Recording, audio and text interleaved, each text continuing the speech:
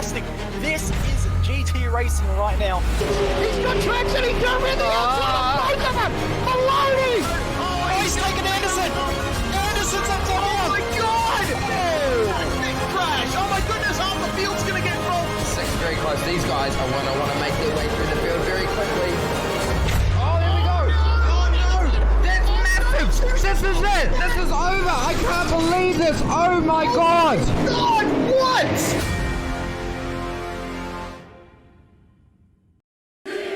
Gotta love this time of year.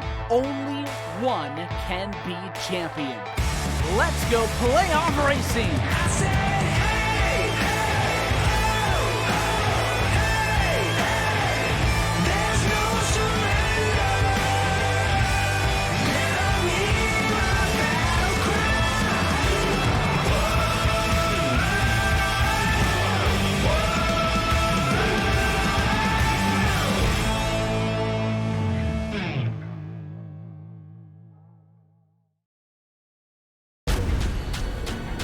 This is the original esport racing game.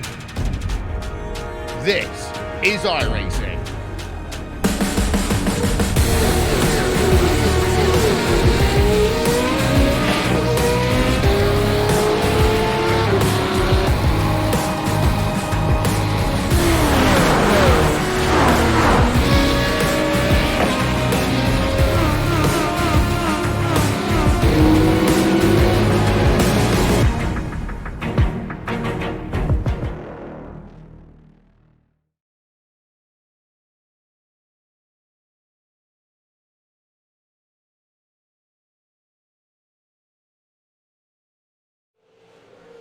This is a bone rattler. This is one of those tracks where it can be called a confidence booster if you can get it right. This is one of the few tracks you can say, if I'm master here, I'm probably one of the best masters when it comes to this Australian touring car here on the iRacing service. This is Sebring. This is a track which demands its respect. It doesn't ask for it, it demands it. And every driver here will be demanding it here for AOSC action, brought to you by Parramatta Isuzu Ute, as we look at this qualifying session getting underway at the moment here on the iRacing Esports Network, brought to you by SimSpeed TV. Good morning, good afternoon, good evening to everyone all around the world. It's Jake Sperry, joined by Ross Rizzo here in the commentary box. First times coming in, Jordan Ross, currently the quickest man of the lot, 203.829. The top three drivers, all within half a tenth of a second of each other. McMullen in second, Mackay in third, Harley Haber now in fourth position. Welcome you into the conversation here, Ross. This is a tough track. It is a track which you have to set the car up differently. It's a track where you have to be aggressive at certain points around this lap, and also a track where you have to respect every little bit of how you race. Yeah, this track is actually a great fit for these cars. It's bumpy, it's quite fast. You've got a really interesting infield section that's really invites you to do side-by-side racing, which these cars are renowned for putting on a show. So I'm really looking forward to seeing that kind of action tonight. That sort of action we are looking to see in this 20-minute open qualifying session, which will mean at the end of 20 minutes, we will get one added lap in. You can finish all your laps. Jake Maloney joining in for this race today. He will probably not set a representative flying time and will try a last the first. Other drivers who have not set lap times yet: Jackson, Susan Harlow, Brenton O'Brien, Matt Morris yet to set any lap time, as has Brian Borg, Stephen Varga, Jacob Knight. All of them will be looking to pepper in and around that top 10, top 15, or even a little bit higher at the moment, as we keep our eye at the moment on the Logitech GL sports car. This is Jackson Susan Harlow making his way to the hairpin here, Ross. Yep, quite fast section, very difficult braking zone as well. It gets a little bit sideways, clips the curb nicely, and then you've got to squeeze on the power, keep it tight to the left-hand side through here, try to keep it on the racing line. It gets dirty very quickly. Again, braking in a straight line, very difficult for this particular corner here, and then very easy to run wide. He absolutely dominates that corner. Fantastic line through there. This corner very, very fast. We saw some amazing side-by-side action in the Premier Series way back when, with Down, Phil and Rogers going too wide through there. passing opportunity into these S's here. You see the cars go well over this white line to open up open up Le Mans to get onto the back straight to maximize the traction and your speed, heading into the all-important Sunset Bend, where I think it's quoted 1,004 lines. You might have to correct me on that one, but You're right. we'll see which one he picks. Braking about the first cones. Come out wide, nice and tight on the entry, a little dab on the brakes just to keep the nose planted, and then squeeze on the powers. It's extremely bumpy and difficult to get traction. Powers across the line, and the time will stop good. at very good. 203.6 puts in provisional pole. Not just provisional pole by a good 0.2 of a second as he smacks the wall at turn 1, hits the tyres and says, I'll reset the vehicle. And that just there is the reason why Jackson Harlow is one of the best in the world when it comes to these sorts of vehicles. Your top 10 looks like this. It's Jackson Susan Harlow from Jordan Ross, McMullen and Mackay. Then you got Harley Haber and James Scott in 6th place. Brady Myers currently 7th, Zero Esports. Sean Thompson having a very, very good qualifying by his standards at the moment. He's there in 8th place. 9th is Michael Taliancic and Michael Barron currently rounding out the top 10 at the moment. And you have to say, 0.92 with a great time, a 2.043. These gaps going to be a little bit wider because of the fact that it's a longer lap. But that 2.043, only 0.6, 0.7 second off. And I think Sean Thompson's put in a real strong opening effort. Yeah, he does tend to do that from time to time. He claims he's a better racer, but every now and then he pulls in a good lap like that. So sitting P8 right now, he's got some fast cars behind him, the likes of Kyle Stokes, who we know is good at pulling a lap out of the bag, even though it looks like sometimes he might be a little bit down and out, but he's only half a tenth off the top 10, so expect him to have another go. Tom Freer, Jordan Ross, fantastic lap, 203.5, takes provisional pole position ahead of JSH. Yeah, he's done brilliantly to get past Jackson Susan Harlow. Jordan Ross trying to avenge himself for the Road Atlanta 500 in V8 Scots. And, well, he's done very well in Scots to try and pull himself back together. But here in AOSC, he's now got himself in a great position right now to have pole and to try and attack a race, which will be very hard fought, mark my words. Drivers who are looking to put some times in at the moment out on track do include some a little bit down the order. You got Tom Freer in 13th position at the moment. The Team Hyperdrive making his way into Sunset Bend and getting a very nice narrow line in. Just a little bit of brake, trying to get some rotation into the vehicle before getting on the power in the Neon vehicle, trying to make that run. Michael Barron moves up to 8th position on a 2.041. Tom Freer does a 2.044, goes quicker in time but not in position, and that's crucial. Yeah, he's obviously. I'm just looking at. I think that was Jacob Knight losing the rear end out of Sunset Bend. As we look at James McKee and David Kinman hooking up for some draft. I think there was an improvement there for Kinman. Yeah, Kinman's up into 14th position as Jacob Knight's done well. Job Stewart's done well in terms of his times. He's now up into 11th. Kyle Stokes, the 888 car, was fighting for the championship hard last season. He finds himself now in 9th place overall. So the 888 looking to make some inroads then, as this track seemingly is getting quicker and quicker and quicker at the halfway stage. So drivers are finding what they need. Just a little tenth here and there is doing just enough at the moment to get those times in, which are so desperately needed at the moment. So a lot of these drivers just going up and down the order. Someone else who's impressing me at the moment, 280 machine, Steve Janssen, currently P15. Yeah, excellent job by Steve. You mentioned it is important. This lap is very long, so a lot can go wrong on those laps. So you'll see a lot of benefit out of doing 2, 3, maybe 4 runs. It might not necessarily come down to the ultimate track condition, but the bumps, sometimes hitting a curb too hard can easily spoil a lap. So having another couple of runs is really, really important. And I'm also noticing the likes of James Scott in P4, James McKee in P5, who've had James in particular, phenomenal qualifying form recently. They got their times up on the board very, very quickly, probably when the track was at its prime, and are reaping the rewards now. You have a J in your name, you're really good, because you've got Jordan Ross and Jackson Susan Harlow 1st and 2nd, Scott and Mackay are 4th and 5th, and Marlon J. McMullen is there in third place. So if you want to be quick in sim racing, guys, have a J in your name. That's the advice that I can give you, and it doesn't work for me. But for the time being anyway, a few more drivers looking to try and find a few times as Jackson Susan Harlow, we keep an eye out on at the moment, out of Sunset Bend, all of his road tax to try and get over to the line. 2:03.4. Hello, my turn to take top dog. I think this is going to be a fantastic qualifying battle between Jordan Ross and McMullen, who is currently on a hot lap at the moment. So this is certainly not all said and done yet, but there is a noticeable margin between second and third that I'm sure there are many people that want to try and fill that 3/10 gap.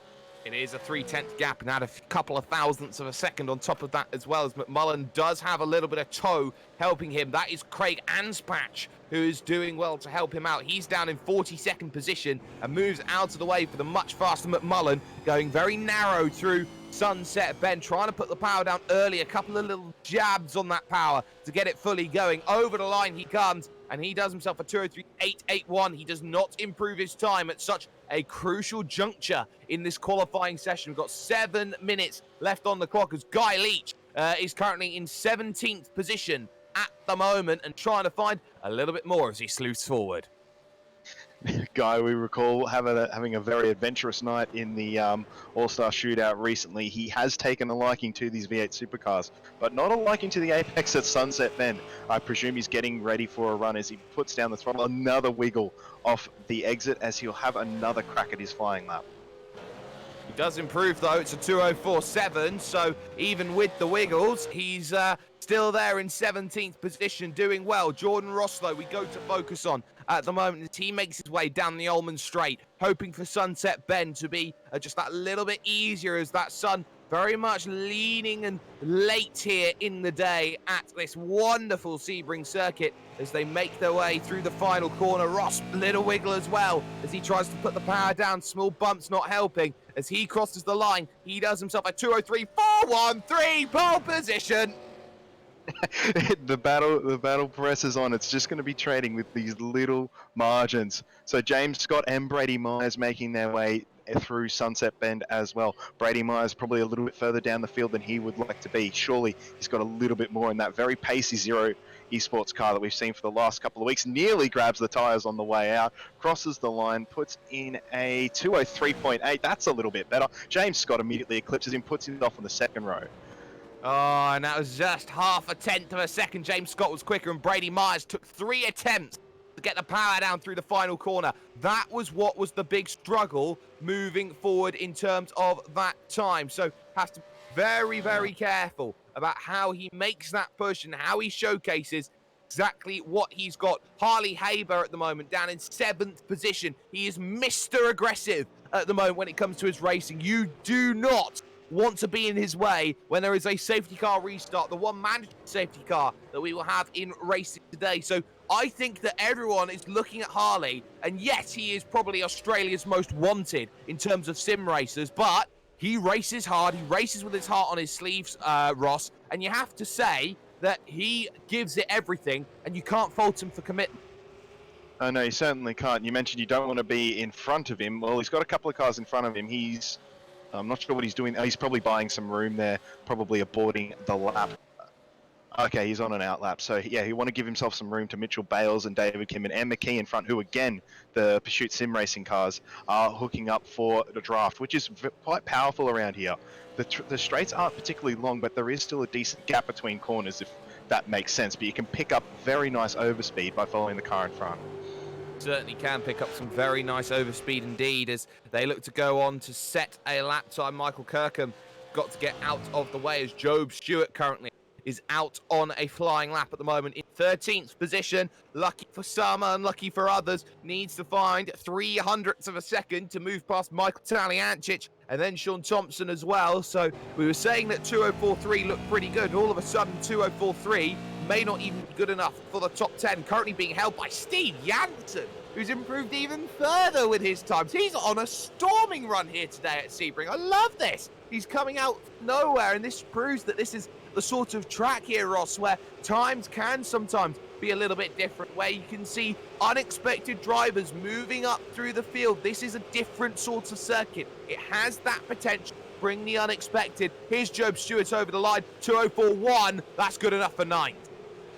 Excellent. He'll be very pleased with that top 10. But yeah, very impressed with Steve Jansen. He does fly under the radar a little bit recently. One who hasn't been flying under the radar and outright speed though. Pre-qualifying Tom Freer into Sunset Bend. He locks up very, very heavily into Sunset Bend.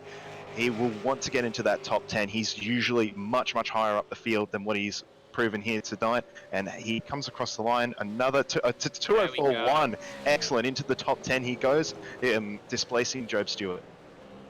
Placing him fantastically, and now Michael Taliancic in 14th place wants to get in on this as well, heading himself through Le Mans and onto the Ullman Straight. So Susan Harlow as well on a flying lap and trying to showcase what he's got. He needs to find 600ths of a second. Zone 2 at the moment who can get themselves to the dance, and we've got 2.25 minutes left in this session. Any point after in about 5 seconds time, they're not going to get they're only going to get one more lap in, and that includes Michael Taliancic, who makes his way over to the line, currently on a 2:04.3, does a 2:04.2, so now goes up to 12th, bumps Steve Jansen down to 13th place, and just like that, 0 to 0 as Jackson Susan Harlow sets the gauntlet again. 2:03.329. They are taking 10th lumps out of each other at the moment. This is fantastic battling in qualifying. And Jordan Ross is not out on circuit, so he can't contest Jackson for the pole. So it looks like Jackson could be home and away, but there could still be a few changes left. But we know Jordan Ross in the pits, unable to challenge. Who is out on a lap at the moment, trying to click through and find some names. Brady Myers. Oh, yeah, Brady will be able to start and finish that lap.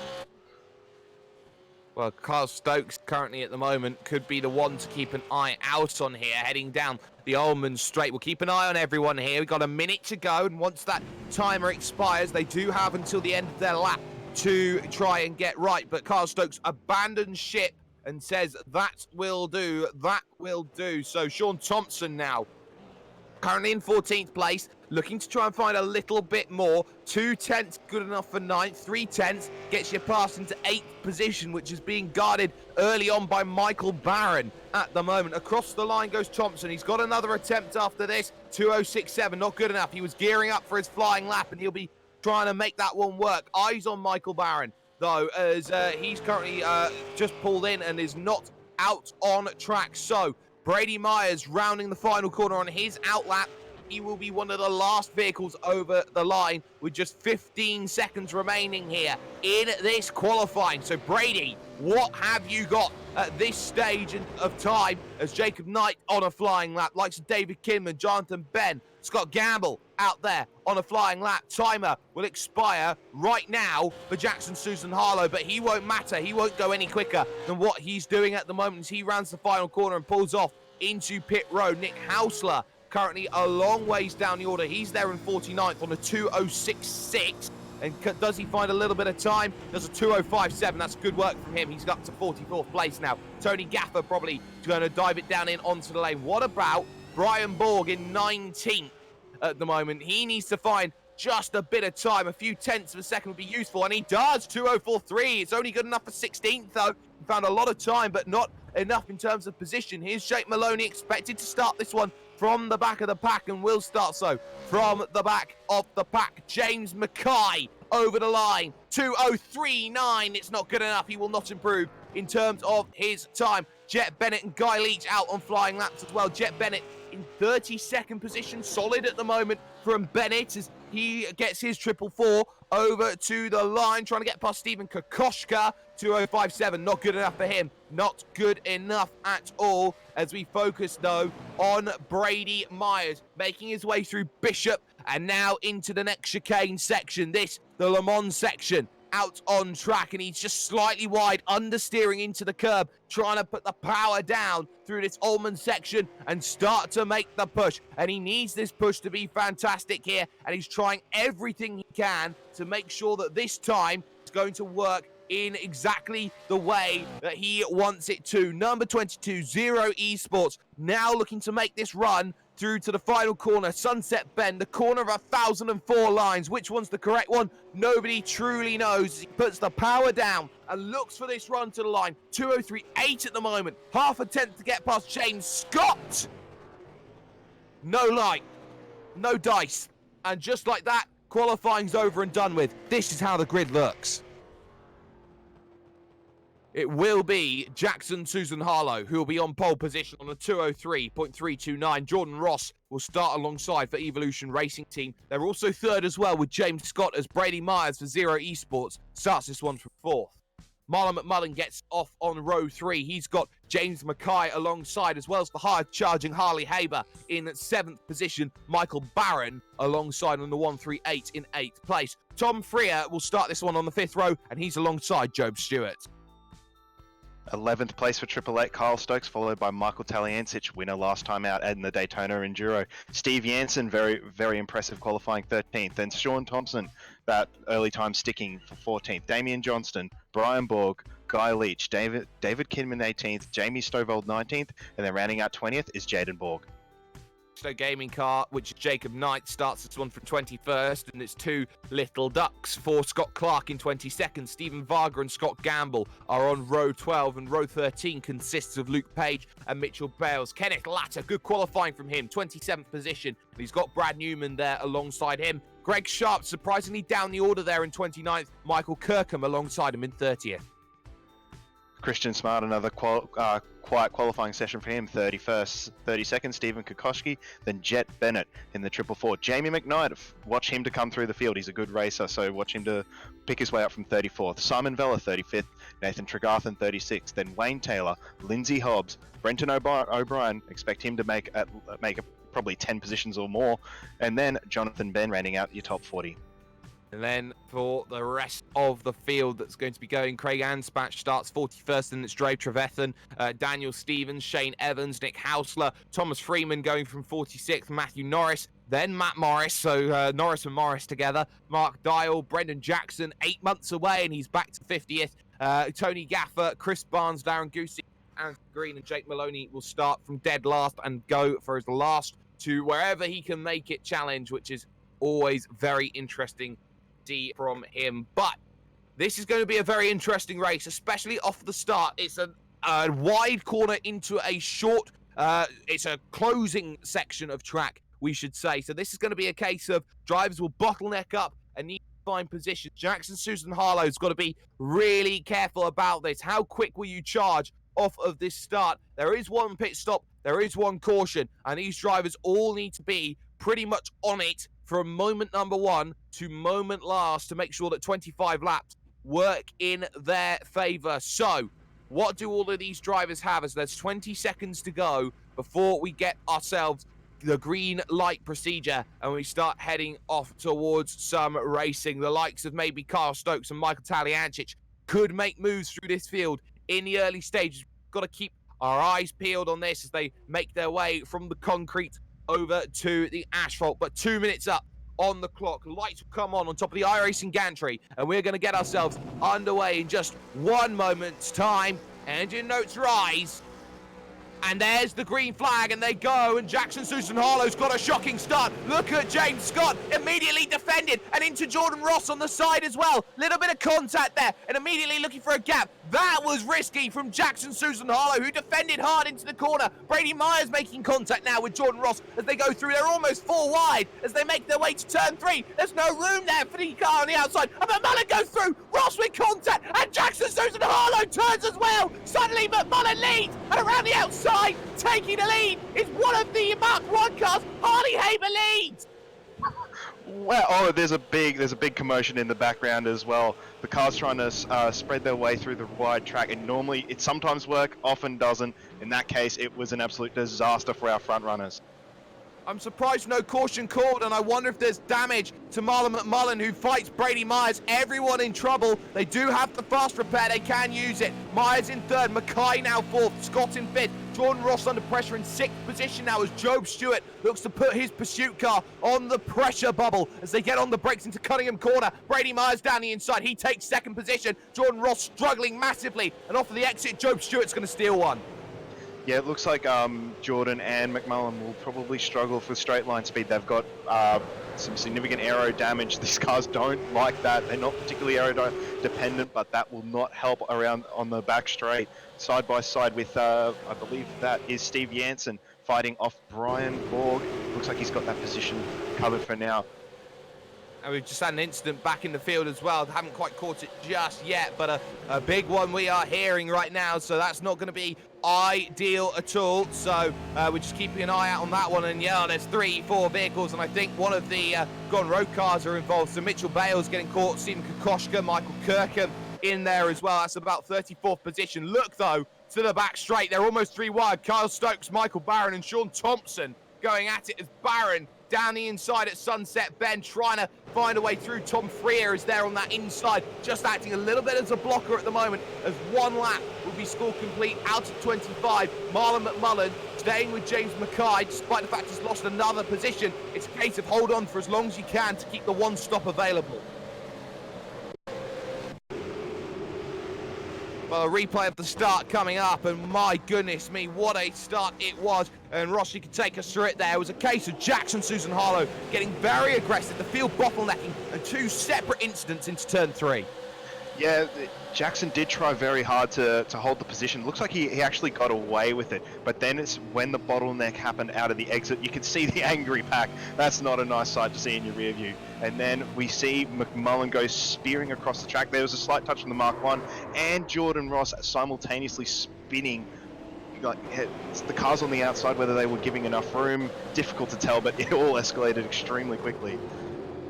It certainly did. They were 4 wide. McMullen got contact, then did Jordan Ross, and bang, around went Jackson Susan Harlow, who had the biggest hit of the lot, and that pretty much sums it up. He's had to fight this one now from all the way back in the pack. He's down in 33rd position last we checked, and trying to make positions. He's got Wayne Taylor next as the next battle, and in front of him, Kenneth Latter and Jet Bennett going at it together, and there's a bit of contact between them there. Bennett, freight train to the outside, and Tregarthen's going to pick up a position. Wayne Taylor under pressure. Oh, and he gets a tap from Susan Harlow. This track's a bit like that. It does invite a lot of side-by-side racing. Jackson Susan Harlow left out a little bit to dry, and now we have a caution flag out. It's an early caution. I think this might just be an unintended caution at this stage. So the caution flag flown. We're going to bring ourselves back then, and that's not what Harley Haber wanted. Had a gap of 1.1 over the line, and now has to start thinking about this one going together. So we're going to try and see where this is going to come up. This is a caution being told by race stewards that this is for all the incidents that we've seen in the opening couple of laps. So the caution flag comes out, and we're going to have at least one more caution after this, and this is a massive spanner in the works for strategy. Oh, for sure, and I'm trusting that a lot of people would have been thinking about something sneaky, but that's definitely not worked out for quite a number of drivers. But keep an eye on for the likes of Michael Taliancic, Brenton O'Brien, Jamie McKnight, who have a fair bit of experience under their belts and are known for being able to make odd races like this work in their favour extremely well. They certainly do, and it's those drivers who are very good at saving the fuel and are strategic masters, so to speak, that can get themselves through. But this early caution, massive respite for Jackson Susan Harlow, because it brings his strategy now back into play. If it was a case of now he's got to make positions, it's going to be a lot easier for him now with the field bunched up than it was the fact that he was strung out probably a good 20 seconds down the order.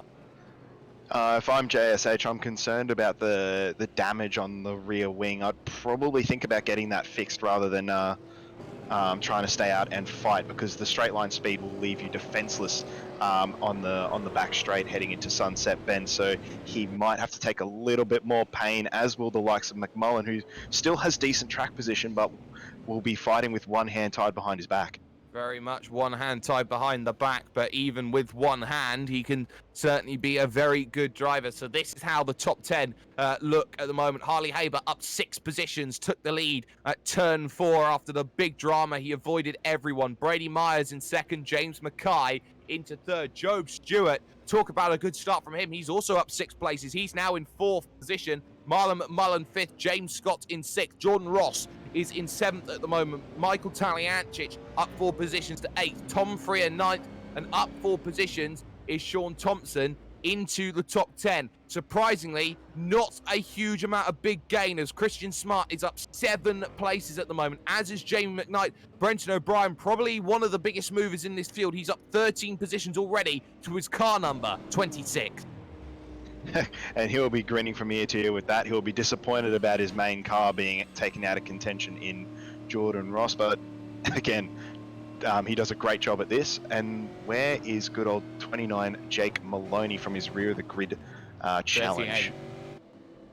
38th position at the moment, so he's managed to pick up 17 off the start, so a good job from him. A couple of drivers didn't take to the race, so it's been a little bit easier for him, those being Jaden Borg and Shane Evans, who did not take to the start of this race. So effectively you could say he's gained 15 places in a lap and a half by his position, and he's only a handful of positions behind Jackson Susan Harlow, that being 6. So watch both of them try and make a comeback through the field, but it is still very much at the moment Harley Haber who is in control. Next question becomes, who goes down into the pits this time by? Expect those with damage maybe to think, well, it's going to be a good time for me to come in because I'm not going to lose much in terms of overall time and track position and all the other factors that come into racing like this, but strategy seemingly is a good card. Haber's thinking about it, throws the dummy and says, no sir, I'm not coming in. One who will come in though, Jordan Ross, he decides, I have to fix this damage. Yeah, I think that's a good call from Jordan Ross. He'll come out at the back of the field, but he'll at least have a chance to fight. Kinman with a late dummy as well. Still no other takers to the pit lane, which is surprising. Now we're getting into the guys with lots of damage. Jamie McKnight into the pits. So that's a bit of a surprise there. Nathan Tregarthen coming in as well. JSH stays out. Big call for him there. And Maloney, I believe, has stayed out. Kokoschki staying out. No, Maloney is in. So this is an interesting call from the TTR driver. Yes. Decision come in will be to get fresh tyres, get a little bit of fuel and be able to go a little bit longer. He knows there's a second caution coming, so the fact that he's gained only a few positions won't really bother him too much because everyone else will be on older tyres, and in the late stages I'll be even quicker than them, he's probably thinking. So this maybe does shuffle things up a little bit, but one of the best teams who have capitalised in the early stage of this 25-lap race, which will now have 2 cautions to it at least, is the Pursuit Sim Racing team. Taliancic there in 7th position. You've got Job Stewart, who's done well, and in fact I'm probably going to have to correct myself here in this situation potentially, but there have been some great drivers doing some fantastic things over this racing, and the fact that there is 3rd and 4th Mackay and Stewart without Andrew Gilliam as well shows you just how strong in depth this team. Yeah, they've been on a real run of form lately. James McKee and Andrew Gilliam have had phenomenal pace recently, and of course they took out the Daytona endurance race with that epic finish with Ethan Grigalt striking the wall on the final lap. So they're in a really handy position here. I'm sure Michael's thinking about the long game as well, so he'll probably want to mind his own business. Not sure. He doesn't have the outright pace of his younger teammates. That probably won't bother him too much because he is one of the best fuel savers in this field. He is one of the best fuel savers, and that is going to be worrying for those at the front because someone like Harley Haber, for example, has to burn that fuel and he won't have any draft, which is going to go and help him out on track. The lights on top of iRacing first safety car, that Porsche safety car, is off, which means that we will be going to green flag racing this next time by, and very much Harley Haber's got to try and break away early from Brady Myers, who the two were very interestingly even in terms of qualifying, just a 10th separating them come the end. Mackay was the quickest, or one of the quickest of the lot, and looking to gain some positions. Got to make sure to do a great job of holding this field up. Harley Haber does like to fight as much as, say, Fit Finley would do, but for Harley Haber, he knows that he's got to be at his level best at the moment, trying to race this one from the front, which so often he hasn't really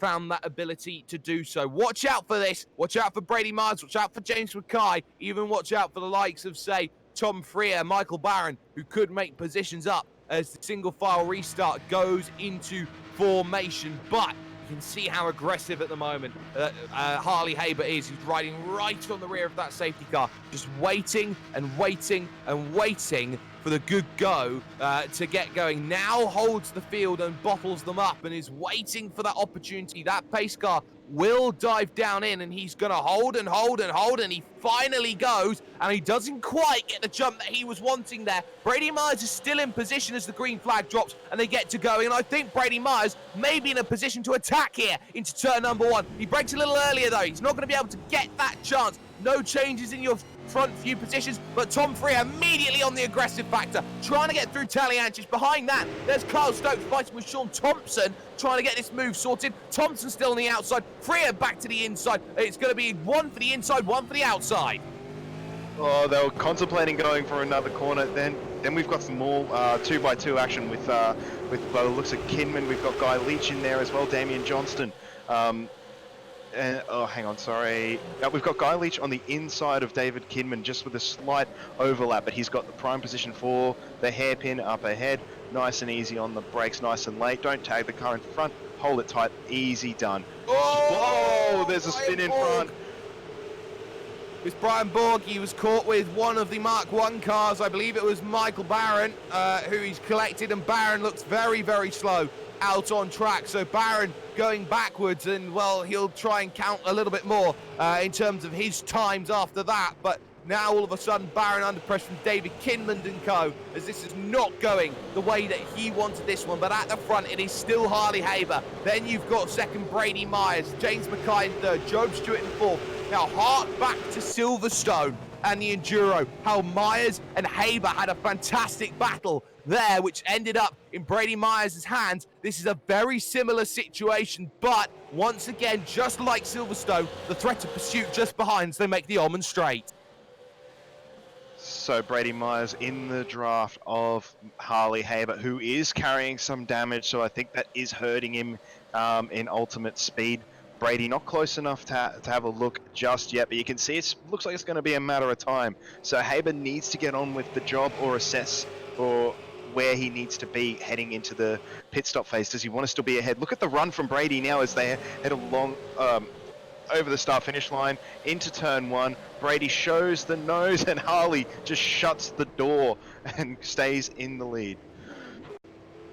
Well, just keeping an eye out on drivers who aren't doing very well, as we got a replay coming up for you on screen. There's one vehicle who has gone around, so to speak, which we're just keeping an eye out on. It's the 535 machine that has run those issues. So it was a horrible bit of a incident there, and especially at Sunset Bend, Luke Page getting a massive tap, and I believe it's from the Extra Gaming car there to 27 as they go through. You go for the inside and up on two wheels, and that one very much disaster for him as this race seemingly does continue. But just like that, that's the issue that you get. It's a very, very fast entry apex at Sunset Bend.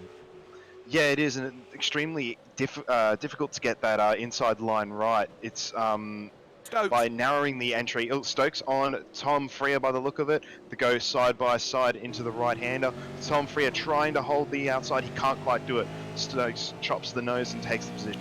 Yep, he does, and it's very, very difficult, especially around Cunningham Corner. Sean Thompson wanted in, and is giving a little bit of a bump here, saying, well, come on, I want to race, I want to gain positions here. Front two, though, breaking away. Here comes Brady Myers down the inside. He's looking at it, heading towards Le Mans chicanes, and he's not quite there, so he's gone for an unorthodox place to make the move, and that's going to put Harley on his toes. The more they battle, the more they'll bring Mackay and Stewart along. At the moment, the front four clear. James Scott now in 5th place. Marlon McMullen clearly struggling a little bit with the damage. Didn't want to pit under that early safety car caution, but are immediately defensive by Harley Haber. He is fighting this one from the front.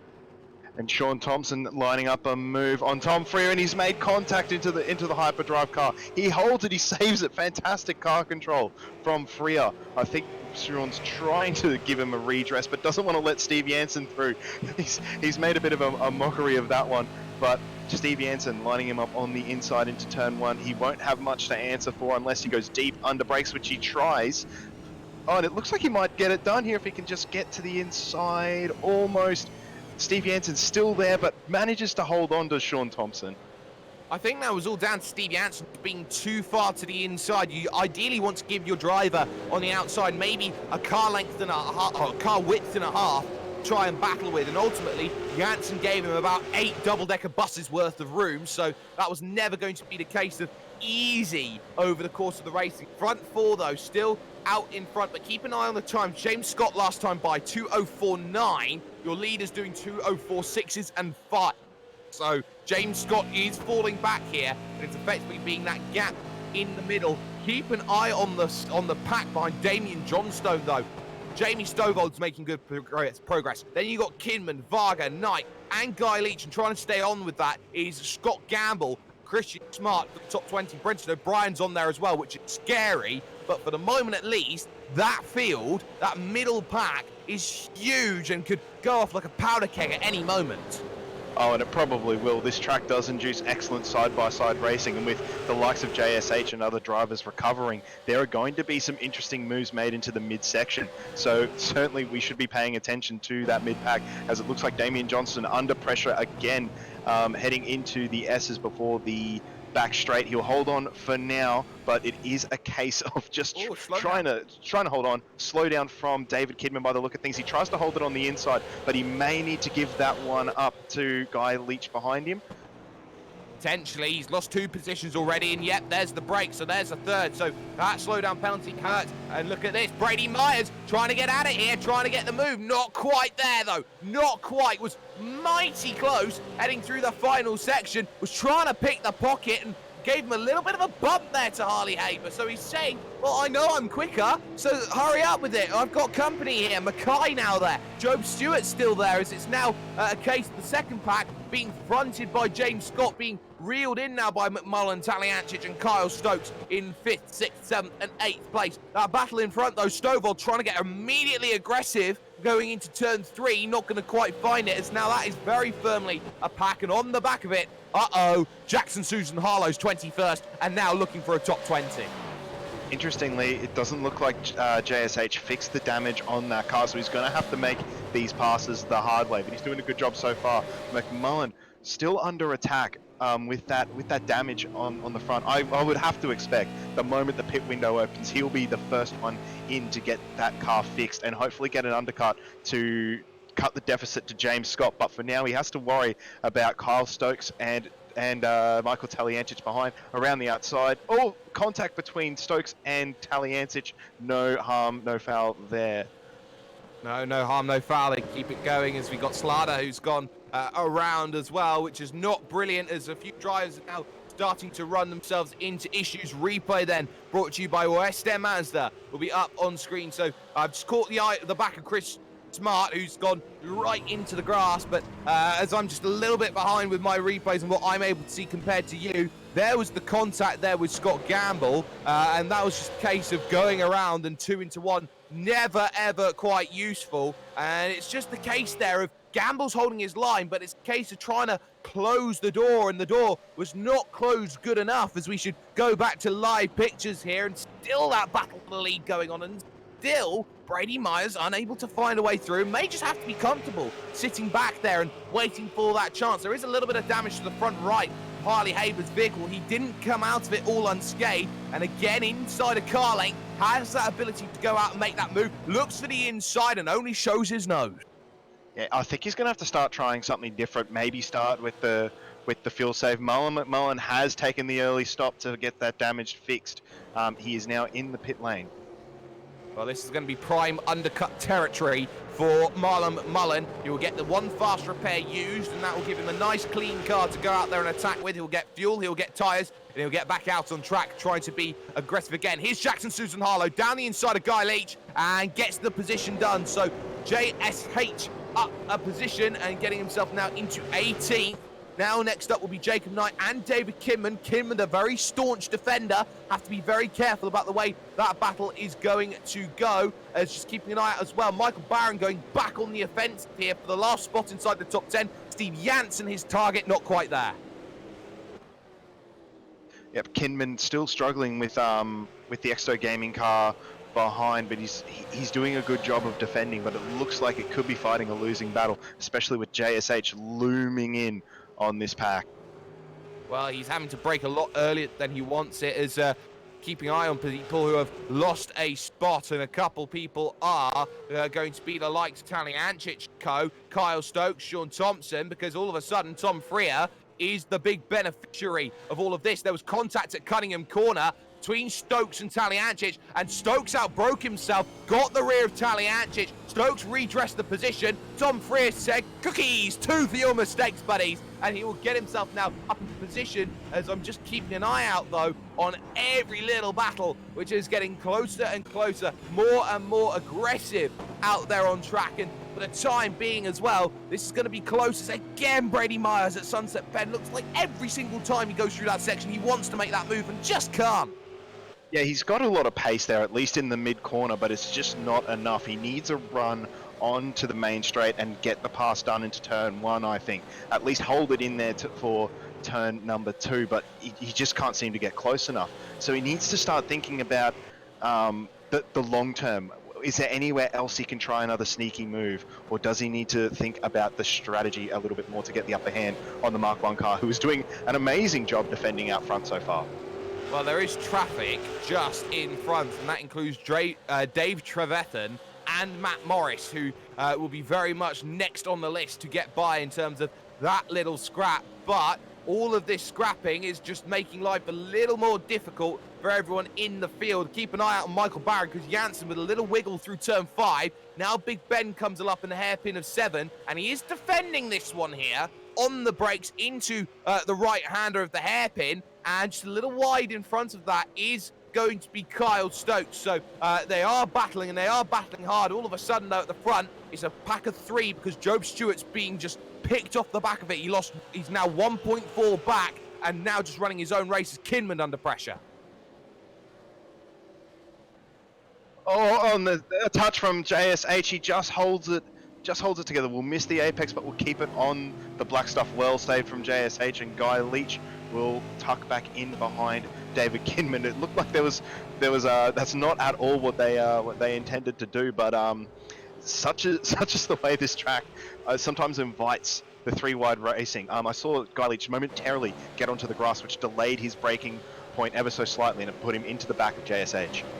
Certainly did, and it was never going to be useful out on track there for Jackson Susan Harlow, but ultimately a case of the grass for Guy Leach. He loses a position as well for his troubles in terms of the battle that they've got. Who from the pack decides they want to come down in and make a stop? Because at the moment it seems that Piccadilly Circus may be around us. Oh, there's trouble in pit road. Job Stewart's going to come in, but Dave Trevethan is there in trouble down on the lane, so Job Stewart has to negotiate a mobile chicane coming onto the lane. Not what you want, and look at the field following behind. That's triggered a whole stream of pit stoppers. Dave Trevethan, Kyle Stokes in the Triple H, Sean Thompson. We've got Michael Barron in, Damian Johnston. Hang on. Nope. Jamie Stovold, Stephen Vargo in as well. So you might be able to give some information to Harley Haber out front. We need to keep an eye on the 85, who took the stop early and has had all the track in the world to enjoy and put in some hot laps. Well, we're keeping an eye out for where that driver is, and looking at it, it's a case of, well, where am I coming out? Marlon McMullen comes out, and crucially, he is still behind Job Stewart and James Scott as well, who's come down in to make his stop. So John Stone, the big winner in terms of that pit stop cycle. Freer out behind. Then you got Stokes, Thompson, Varga, and Stovold, one of the big losers, as well as Michael Barron as well. So Hyperdrive struggling on the pit stops. They've got to know now how to get a little bit better. And maybe they overfueled the car because of the fact that they had a caution, stuck to a strategy as they're battling it out for the leaders here. Haber and Myers going at it, and so close they came out of Tower Corner. But all of a sudden, everyone is trying every which way to make some moves, and it's still the status quo up front.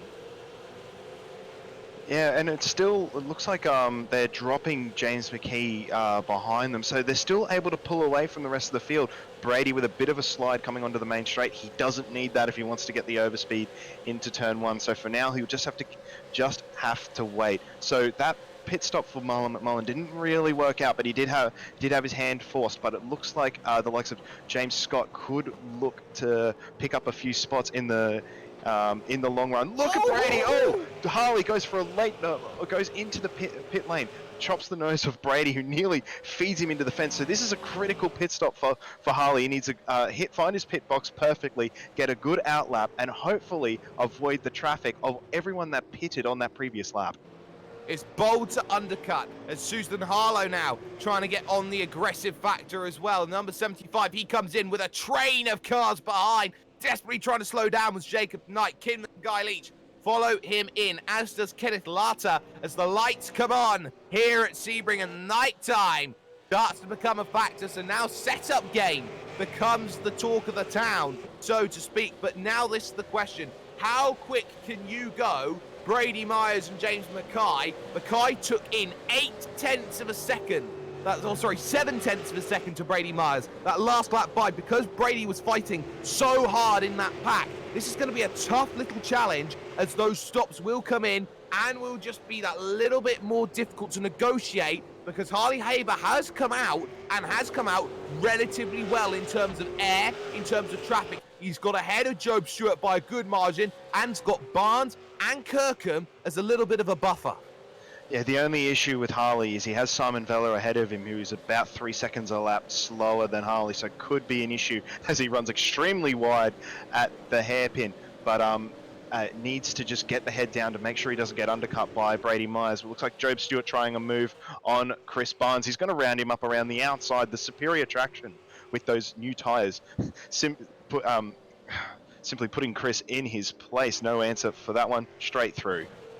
Yeah, straight through, and a good work there from Job Stewart to make that position. Your leaders currently on the Ullman Straight at the moment. Some drivers are yet to come down in and make a stop out on track. Those do include the likes of Michael Taliancic on top of that as well here on lap 12 of 25. Brady Myers immediately covers off the move, dives down onto pit road. Mackay will follow in suit, and it is expected that maybe Taliancic might follow in terms of position. Tyre wear, a big factor here at Sebring, and down he comes onto pit road. So your leaders all in, and now this is the next question.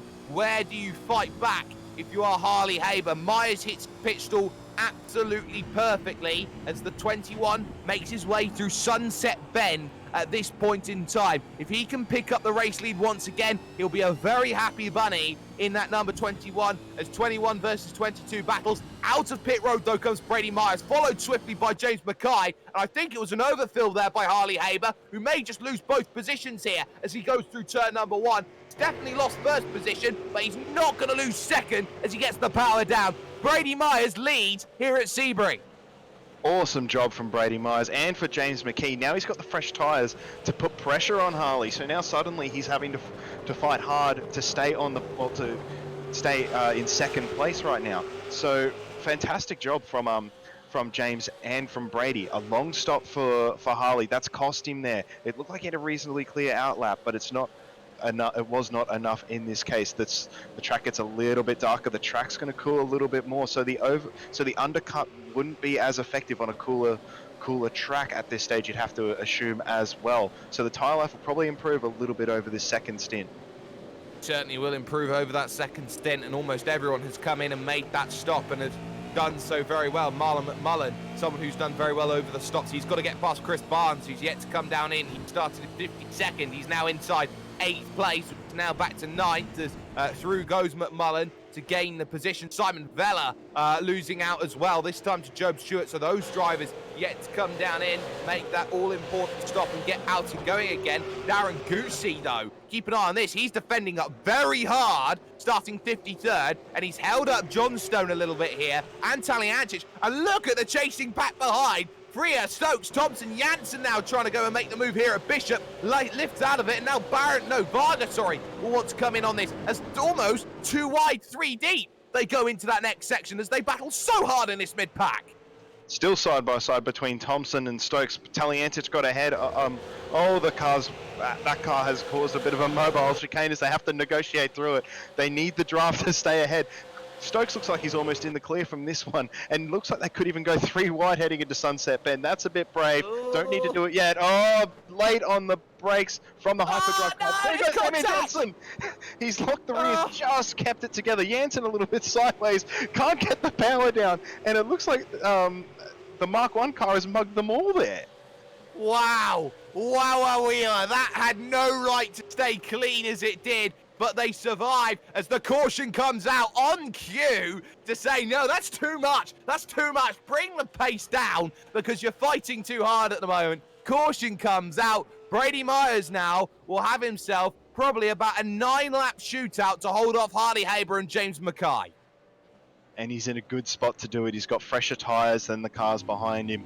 There wasn't that much variance in the pit stop lap, so everyone on pretty similar rubber as well.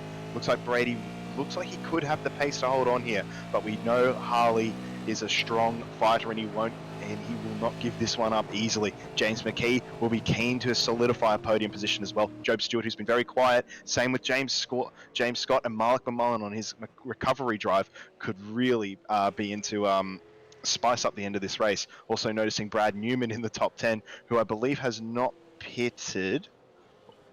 Oh, he pitted under the first SC.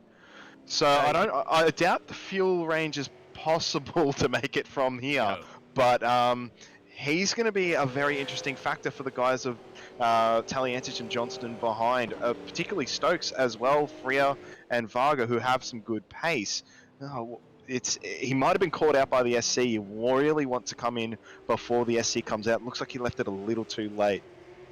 It's so easy to do, and we've seen it happen so many times before. You've got to pit before the safety car. You never know when it's going to come out. You often need to find yourself maybe even with 2-3 laps worth of fuel just to make sure that you can make it to that safety car and know that you have that ability to be flexible to pit as and when to. But when it's random, like they are here in AOSC, you have no way of predicting. So earlier, traditionally, is the better option.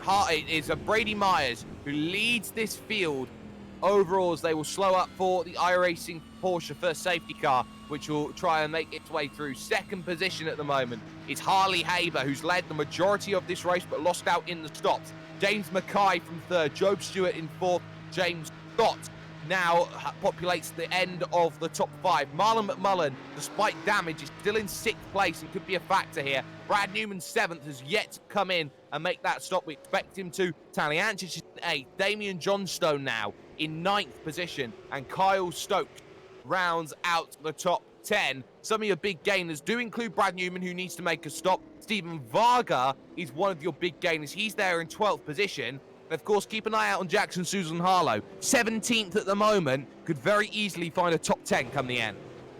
Yes, for sure. And Jordan Ross is also in 24th, so he has a fighting chance to crack the top 15, I think, by the end as well. So definitely keep an eye on him. Noticing Matthew Norris is up 20 positions from 47th, or nearly 20 positions. Fantastic job from him. Anthony Green as well, up 22.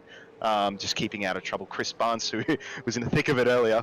Oh, he has not pitted, but Anthony Green has not pitted along with Brad Newman, so they could get stung quite badly here.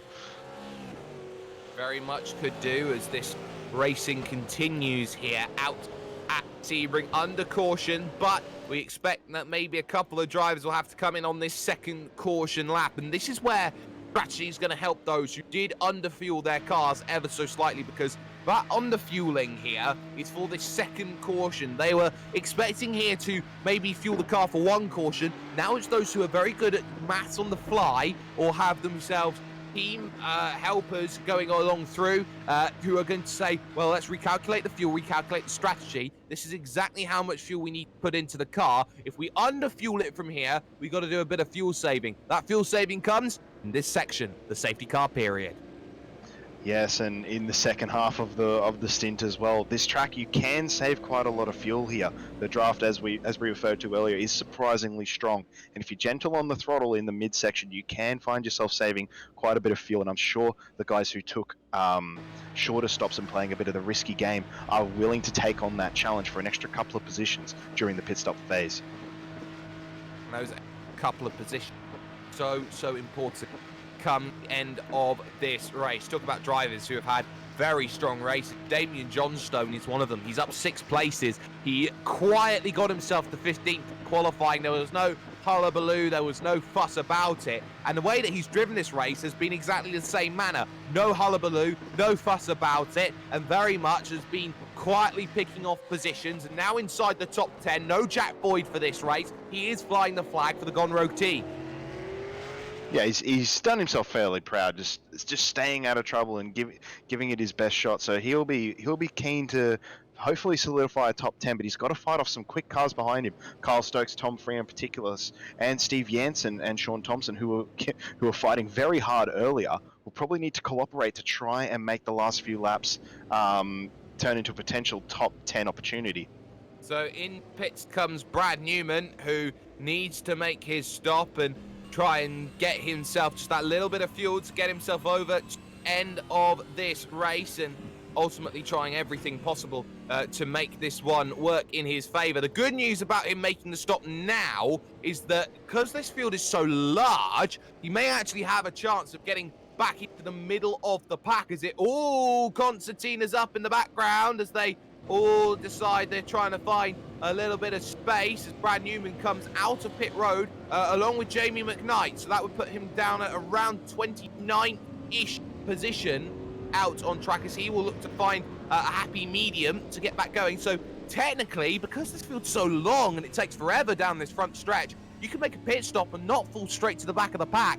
That you can actually only fall to the mid pack, which is sometimes beneficial. Yeah, and what happened there was about 10 cars actually came into the pits, which included a certain Jake Maloney, which I think is a very unusual. I would have thought he would have stayed out and reaped the benefits, but now he's going to have to pass more cars. I'm sure he won't complain too much about that, but he'll be a bit of an excitement highlight reel for the final few laps of this one. Well, anytime you can get fresh tyres on your vehicle will always be a good one. Lights on top of that iRacing Porsche first safety car are off. We will be green this next time by, and when we next go into green flag running, we will have ourselves 9 laps worth of running left to go as we will initiate lap 17 out of 25. 9 laps for Brady Myers to hold off the likes of Harley Haber, James Mackay, Job Stewart, James Scott, Marlon McMullen. All of this happening after a lap 1 turn 3 incident, which pretty much took out the entirety of the front of the pack in some way, shape or form. It was a massive incident that really changed the complexity of how this race has been run, and we get a rematch from Silverstone. Myers in exactly the same place as he was only a month ago compared to Harley Haber, who he himself, after a slowdown penalty, wants to pull himself back in and show what he's capable of. What does he need to do? Airdrome to airdrome, Silverstone to Sebring. What does he have to do to reverse what happened a month ago, Ross? Keep his head and keep the pressure on Brady. Brady's been in good form recently, but it certainly doesn't mean that this challenge isn't impossible. If anyone's going to do it, it's going to be Harley. But he needs to play his cards right, because James McKee will mug him at the first opportunity. He's got a fast teammate behind him as well. So what we saw earlier, Harley did an excellent job of defending the race earlier. The roles have switched in this scenario. So what did Harley learn? What did Brady learn in that opening exchange to potentially use to seal this victory? Case Harley is just getting in the mirrors already here of Brady Myers saying, "You want to dance, cowboy? Let's dance." They make their way to Sunset Bend, and how much you're going to lift off of the pace here, Brady, and get going. Harley lifted a lot, and Harley's going to be waiting. You cannot pass before the start-finish line. That's very, very crucial. Pace car will dive down in. When will Brady go? There's the green flag. There's the go. Immediately to the inside. Forced all the way to the pit wall. McMullen gets a big run here as they go 3 wide. It's 2 wide and 3 wide for the race lead. McMullen doing fantastically on the outside, but he gets blocked by the car going along. Here's Harley Haber down the inside, trying to take the race lead back again. They will fight again to turn 3. Contact in the background as there's going to be James Scott over the grass, trying to save it. He does. Haber leads, but just like that, Scott fighting for fifth. He had contact with Job Stewart. Well, thank goodness it wasn't a repeat of lap 1. McMullen up the inside of James Scott. Doesn't quite get it done. But Taliantich getting a bit squirrely in the background as well. But what a restart there from Harley Haber. He went on the green. Brady was trying to dummy him into some kind of to go when he wanted, but the green flag came out early and it caught him unaware.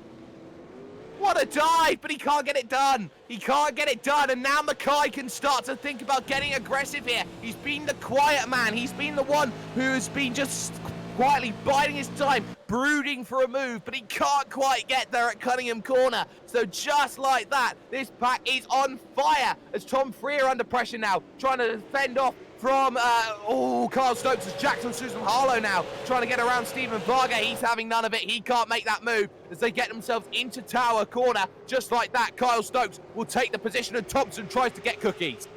Yeah, JSH almost on the fringes of the top 10 now. They're 4 wide coming. They're 4 wide coming into what I think is Bishop. Scott Clark does survive that particular exchange. Oh, and Sean Thompson with a big slide. Varga going way off the track here, and here comes JSH looking to pick up the pieces and get into the top 10. What can you do, Jackson Susan Harlow? Go and make that move. Stovall trying to get in on this. Sean Thompson doing just enough, and Jackson gets on the radio and says, come on, Sean, hurry up. No, it's okay. I didn't mean to make that mistake, says Sean Thompson. Battle at the front, though. Very much a pack that has not gone away, but it is Harley Haber. 1 lap older tyres, mind you. Keep that in mind as this race heads itself to a conclusion, trying to fight off everyone else. Haber leads, Myers second, Mackay third, Job Stewart there in 4th place, doing very well. Scott in 5th, McMullen 6th, and it is Talianchik 7th. After all of that and that amazing start for Marlon McMullen, he's gone nowhere, and that's surprising. Yeah, I think he got boxed in a little bit heading into turn 4, and he couldn't make up any more positions. Just had to stay put in 5th. Here comes Stephen Varga looking for the move down the inside of Tom Freer. Freer blocks it off fantastically though, and is unable to make that position work. Here's Susan Harlow trying to get past Sean Thompson. For the time being, no dice through Big Bend as they now make their run over to the next section of track. This the hairpin. How big is your lunge? And for the moment, it's a case of I've outbroken myself. Sean Thompson gives it up, and through goes Jackson Susan Harlow. Bit of Ayrton Senna, yellow helmet syndrome. Yeah, Sean didn't want to fight that. He's got other fish to fry in this one. So does JSH. So they'll try and work together to get the best position they can. But guys that aren't working together right now, got James McKee, Brady Myers, and Harley Haber duking it out for the top 3. The gap has come right back down in the favour of the Zero Esports number 22. And look at McKee. Harassing the back of Brady Myers. Certainly not out of this by any stretch of the imagination. Might be in the best position to actually take them all here. Well, it's going to be a brave move. You get both of them at once. Haber goes defensive into the Le Mans section, and all of a sudden, this pack is just fighting out again. Haber, massive defense through this section. He'll be bumped through. You're fighting too hard too early, and now Mackay gets a good run, as does Job Stewart on this as well. Now you've got to try and start picking your lanes here as you make the run to Sunset Bend, and this may be the best chance to make the move on Harley Haber. They close in. Haber late on the move to the defensive line, and into the wall goes Brady Myers. He slams the inside wall, loses a position, loses 2, potentially to Job Stewart, and now Pursuit have 2 on the podium. Myers buckled. Oh, he did not need to go for that move at all. He tried, like, Harley did a good job to cover across. Now he's under attack from James Scott. He has very little car left to answer it. He just goes straight around the outside, and here comes Marlon McMullen as well. Yeah, he must have some big issues.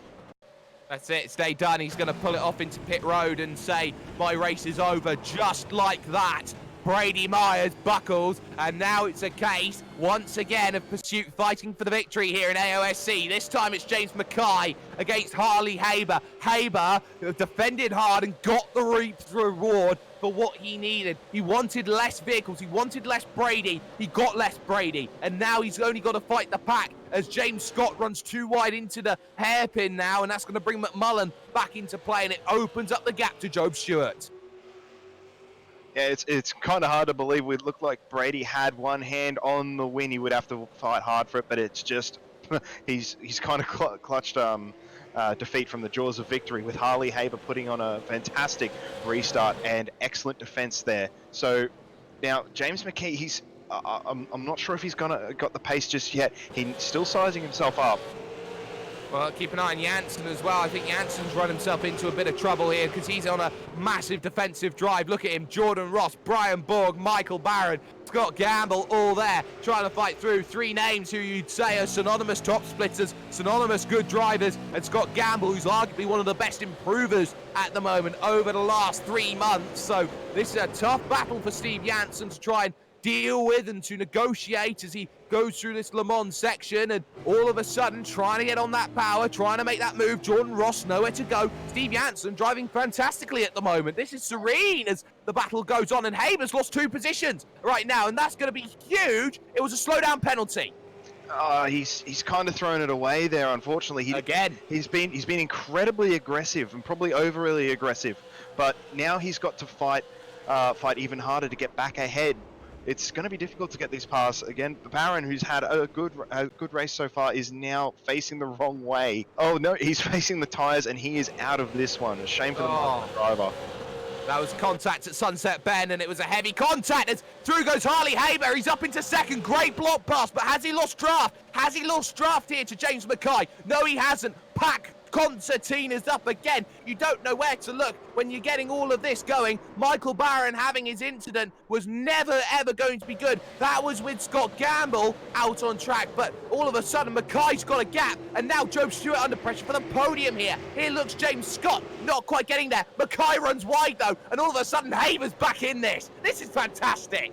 Yeah, it's hard to tell whether they're attacking the car in front or defending the car behind, but look at the run that Haber's got out of the hairpin to the inside. He pulls alongside it. Looks like he's going to get this one done. Mackay might have to try and fight around the outside. Oh, a little bit of a check-up on for Mackay, but will file in behind. But they're side by side still. Job Stewart with James Scott, the slightest of overlaps. He's going to try and make that work. Goes deep under the brakes, just about gets it done. Excellent racecraft from these guys. Oh, he hip checks him on the way out. Oh, they save it. Spoke too early, and McMullen gets both of them into the top 3. Goes McMullen.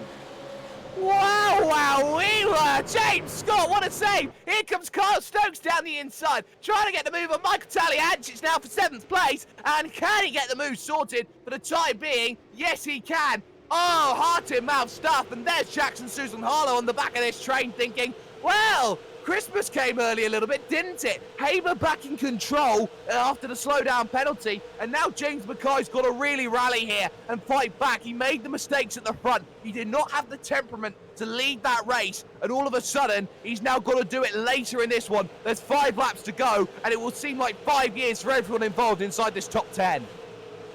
Well, that aggression that we love and hate about Harley is helping and harming him in equal portions right now. But he does hold the lead, which is all important. He lost it 1 lap ago. We thought it might have been over, but here he goes leading again. He needs to get the head down and stretch the gap. Now, McKee has an important job to break the draft to McMullen behind, who also, in turn, needs to keep with Mackay to have a shot at 2nd place or a victory. They check up a little bit behind that section of racetrack is absolutely amazing in these cars. It's difficult to get the grip and traction. So if you've got fantastically delicate footwork, you can make massive gains. And look at McMullen diving on the brakes, sliding with trying to defend from James Scott, who can't quite get it done. He gets a run out of the hairpin. So we've seen this move before with Harley Haber.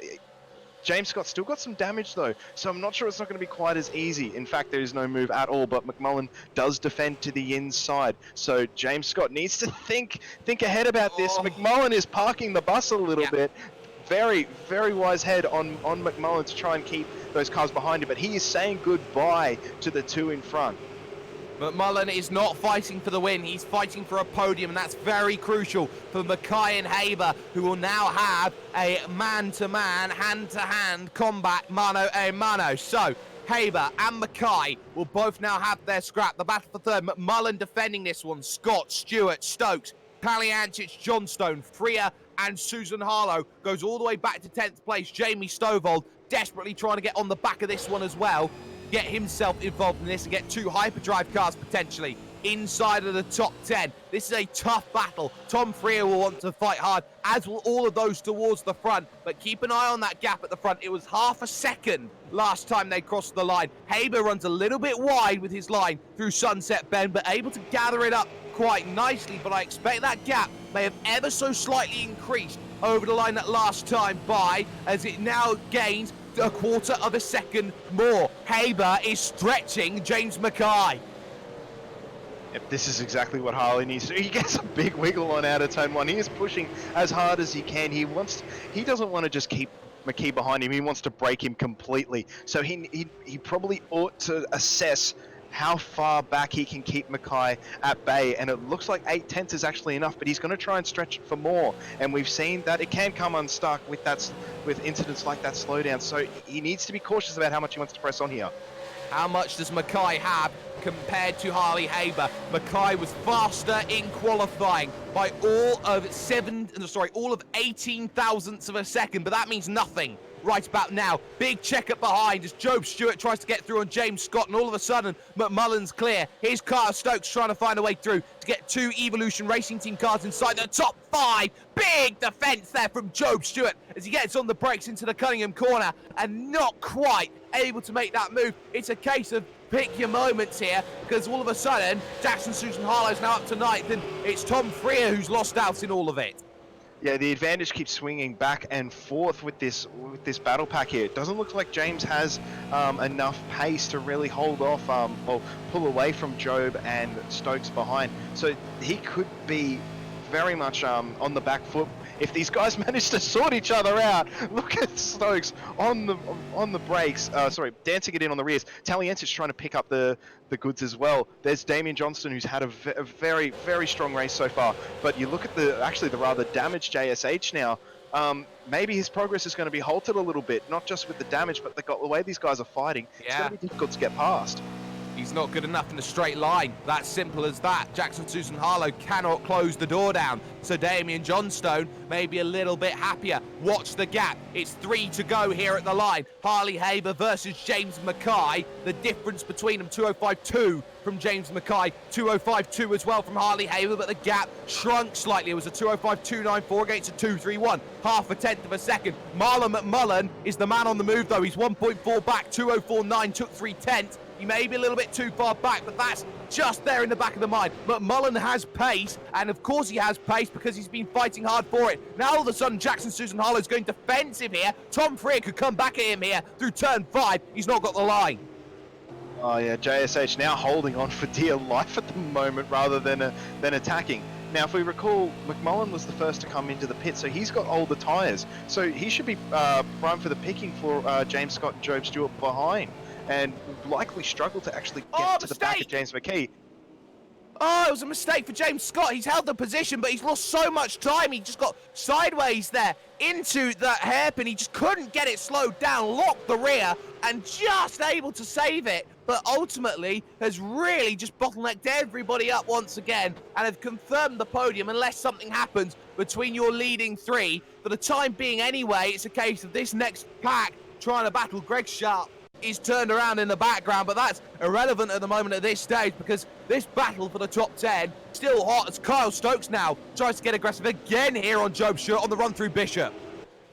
Now remember I said this track is great for these cars. This is exactly what I was talking about. It's so hard to break away, and the opportunities to pass are almost endless between the corners. Now Stokes trying to line him up under at Le Mans. He cuts it in tight, does Job Stewart. An interesting move there, and now holds Stokes to his inside. There's no draft there, there's no grip out there, there's hardly any room either, but they're going to try it anyway. Taliancic also should be getting in the draft to get in on this. Now they go into Sunset Bend side by side. Stokes on the inside. There's grip on the outside for Job Stewart to work with, but there's also grass and a tyre barrier waiting for him. But Stokes doesn't need to rely on that. He goes straight through into position number 4. Doing so well, but the gap at the front's over a second. It was a mistake through the Ullman section there for James Mackay at Le Mans, as here's Job Stewart coming back at him. Down the inside, he's got it, and he's also blocked the exit fantastically, but here's Carl Stokes trying to come back at him. He'll have to go the long way round. Oh no, he's lost it on the brakes, and just like that, 1, 2, 3, 4 positions gone for Kyle Stokes, and now Tom Freer says, thank you, I'll have 9th place back, will I? Oh no, not on the exit there. Kyle Stokes fights this one hard back, but just like that though, it's a second for Harley Haber, but it was all Mackay's mistake. He was right up behind him, lost 6/10 through one corner. Yeah, just looking at the incident with Kyle Stokes, he just got on the brakes too late with Job trying to defend it, caught him out, and he's side by side again with Tom Free. He's struggling for traction still, but Freer will have the inside line and will likely be able to defend this one. Stokes has to work hard on the outside. He's going to try it though, nearly grabs the grass, but will have to tuck him behind the hyperdrive car, reset himself and try again. There's only 1.5 laps to go here for him to make this work. 1.5 laps only, and Harley Haber is walking away now from James Mackay, who is falling backwards into the clutches of Marlon McMullen, potentially in a battle for the podium. James Scott's pulled away in 4th place, but it's the battle 5th down, which has been the big changer. Also, you got this little pack, Janssen at the back, Guy Leach, Sean Thompson, Stephen Varga, and now Jordan Ross at the front of it, but his day has been mired by the fact he can't make moves. Another little look from Kyle Stokes, but he's running out of time and he can't get past the hyperdrive car of Tom Freer. Susan Harlow now on the back of Damien Johnstone. He's only got one chance left if he wants to make this happen, and it's on this last lap. Hold your nerves, young Harley Haber. The white flag's coming for you as he rounds the final corner in the Mark 1 car, looking to make this push at Sebring. So now what's the gap as they cross? It was 1 second exact. It's now opened up 1.5, and just like that, James Mackay, I think, is holding a white flag unless something does happen in these final stages. Eyes though to Job Stewart, he's still under pressure. Michael Taliancic wants in. Look from Jackson Susan Harlow behind at turn 1. He's not going to find it there. He's going to have to try and get it done at turn 3, but he gets a wiggle on the exit, so that's not going to happen. Kyle Stokes in 10th under pressure as Jamie Stovall now wants 2 hyperdrive cars there. Look at Jackson Susan Harlow. JSH looking to the inside at 5. Not quite there, not quite got the power, and on the exit it is Damien Johnstone, who's ever so slightly better. So now it's the case of how good are you on the brakes into the hairpin, and for the time being, front 3 all fine, front 4 just about all fine. Big defensive line taken and a little bit of a slide and check up there from Damien Johnstone. That won't help the run off the exit towards Cunningham Corner as they head through the Fangio chicane, which doesn't really feel like one here as they head through the right and then the left and try and get themselves to Cunningham. Has Susan Harlow got anything here? Oh, he tries a bit more, and he runs out of road. He pushes to pass. He tries to find a way through. He can't quite do it just there. He's got to try and keep working here. Tower Corner comes next for him, but Harley Haber now only has a handful of corners remaining, a few straight and a little bit more. Again, it's trouble for Johnstone, who's trying everything. Behind that, Stovall has made a way through and has got exactly what he wants out of it. He's done brilliantly in this stage to get himself to where he needs to be as he tries to fight himself just that little bit more. Still, Susan Harlow trying to put the pressure on. He lunges to the inside and he gets the move sorted, but is there an up and under coming? Yes, there very well may be. But for Harley Haber, who had to fight the gauntlet, held off, staved Brady Myers off, perfect on the restart, perfect off the start of this race. Yes, you may like him. Yes, you may hate him. Yes, he's the Vegemite of sim racing. But Harley Haber win at Sebring. Fantastic drive from Harley, and JSH, Johnston and Freer battle is not done with. They were 3 wide down the back straight, but JSH is going to prevail, but it's not going to be for the win that he would have wanted, but still an excellent fight for those guys. The hyperdrive cars do make the top 10. I'm sure they'll be very pleased with that. All about that lap 1 turn 3 incident that changed the complexity of this race. All massive as they get themselves going through, but it is Harley Haber who picks up the big race win and can be so happy about righting the wrong that happened at Silverstone in the Enduro, and at a different airfield type circuit he's managed to pull himself back in and pick up a massive victory. Official classified results then are up on your screen. This is how the race is finished here from Sebring International Raceway. Harley Haber then picks up the win in 58 minutes and 55 seconds. It needed 2 cautions, but Harley Haber fought hard and got back through after not only losing out in the pit stop, but a slowdown penalty as well to pick up the win by 1.3 seconds. James Mackay buckled under the pressure. He still needs to learn how to conduct himself when he leads a race. He finishes second, with Marlon McMullen having damage very early on, doing well for a resolute podium finish. It's James Scott who gets 4th place, with Job Stewart, a sterling drive from him, get up into 5th, with Michael Taliancic behind him in 6th. Jackson Susan Harlow holds off for 7th position in the end as he beats out Damian Johnstone there in 8th, as well as Tom Freer 9th and Stovall 10th. 11th place doesn't really tell much of Stokes' story. He was up and down like a yo-yo in that one. Worked very, very hard and only 11th place to show for it. Likewise, Jordan Ross didn't pay that much attention to him, but involved in that early incident, recovered well to 12th, but was certainly looking like a podium was on the cards heading into turn 1, but that evaporated very quickly. Stephen Varga up 10 spots, a good spot for him. Guy Leach, an excellent race. Sean Thompson as well, having a very exciting run to 15th. Steve Jansen, excellent to watch all race in that one, to 16th. Brian Borg 17th. Jamie McKnight, he's broken to the top 20 from outside the top 30. Great job, Jamie. Then we have Jacob Knight in 19th, and then Mitchell Bales rounding out the top 20. So there's 2 knights of the round table right next to each other. 21st would go to Thomas Freeman. Jake Maloney's last to wherever he went challenge. He was very quiet today towards the back of the pack, but 22nd will be as far as he goes. Nathan Tregarthen, 23rd with Matthew Norris there in 24th. A good run from him from 47th position. Wayne Taylor and Scott Gamble, 25th and 26th, with Brenton O'Brien, 27th. Simon Vella, Chris Barnes, and Tony Gaffer round the top 30. 31st was Nick Hausler, and then David Kinman, who dropped a lot in the last part of that race, was up in the top 20. Then we have Darren Goosey in 33rd. Kenneth Latta, 34th. Greg Sharp, a quiet race, who spun late as well in that one, 35th. Scott Clark, 36th. Christian Smart in 37th. Then we have Daniel Stevens, 38th. Anthony Green in 39th. And then Brendan Jackson, he'll get 10 positions for his efforts today in 40th.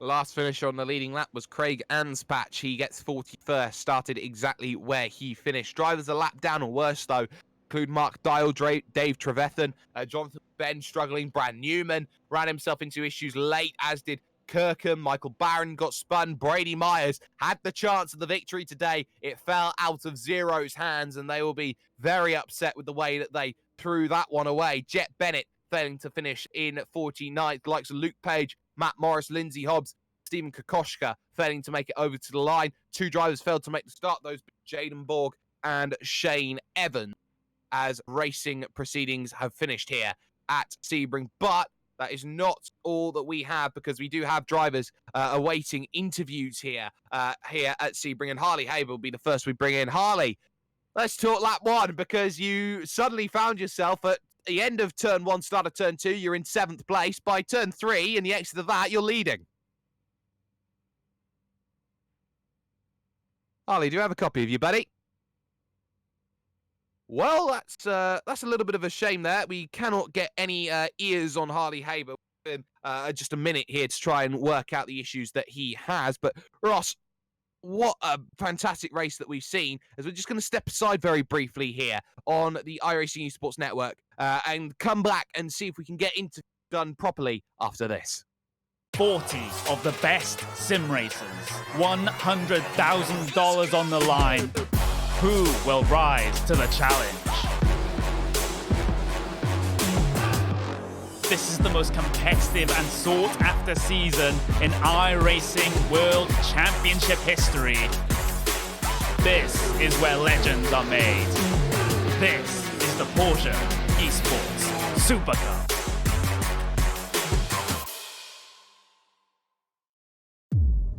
iRacing, you wanted the best, you got them 4 abreast. Often imitated, never duplicated. The greatest show on dirt, the World of Outlaws.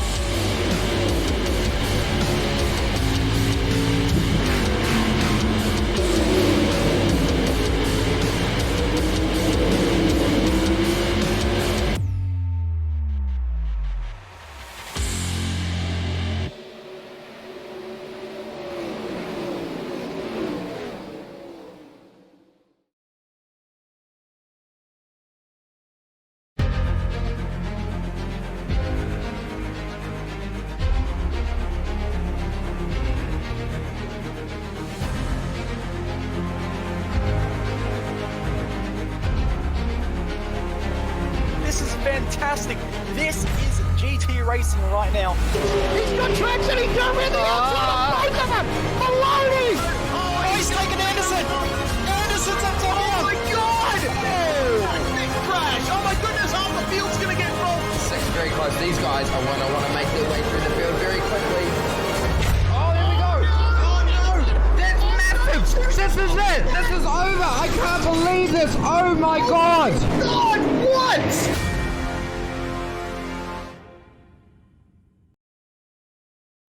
Well, welcome back, ladies and gentlemen, to proceedings that have just finished here at Sebring International Raceway for AOSC. We are trying to get Harley Haber in for conversation, but ultimately it seems that it might have to be sign language from here because we can't seem to get his microphone working, so that is a massive shame, and someone I really wanted to talk to out of this one. But ultimately here, Ross, you have to talk about this race and how important that this race was for Mark 1, who have been the nearly men of this AOSC series for so long. And finally, I think they're starting to hit that stride and say, you know what, we can challenge for wins and we can win them. Yeah, for sure. They had a strong outing here a few seasons back where I believe Harley picked up what would have been his first winner. I recall. Someone might have to fact check me on that one. But Harley does have form here, and he's got form in this car, and he proved that tonight. Sort of sometimes with one hand behind his back, made that mistake with the slowdown, but still managed to pick up the victory once Brady Myers was out of the way. Who again, Brady was a talking point in that one as well. Had control for a fair portion of the race, but just came unstuck by slamming the wall into Sunset Bend. Well, we'll try one more time to get Harley Haber in for conversation. Harley, do we have you?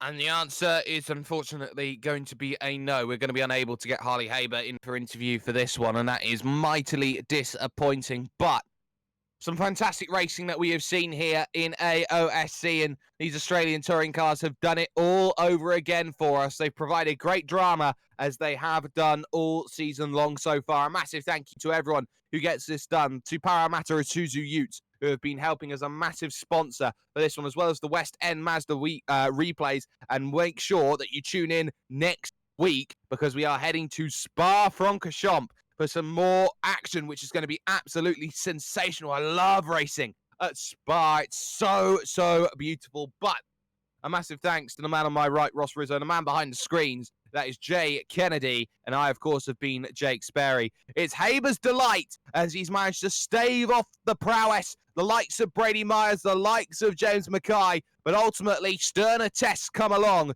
Spa-Francorchamps await for everyone.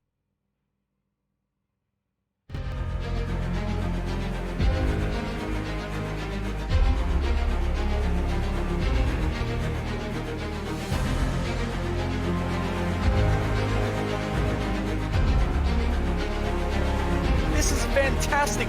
This is GT racing right now. He's got traction, he's going with the outside of both of them! Maloney! Oh, he's taken Anderson! Anderson's up to him! Oh my God! Big crash! Oh my goodness, half the field's going to get rolled! Second very close. These guys are going to want to make their way through the field very quickly.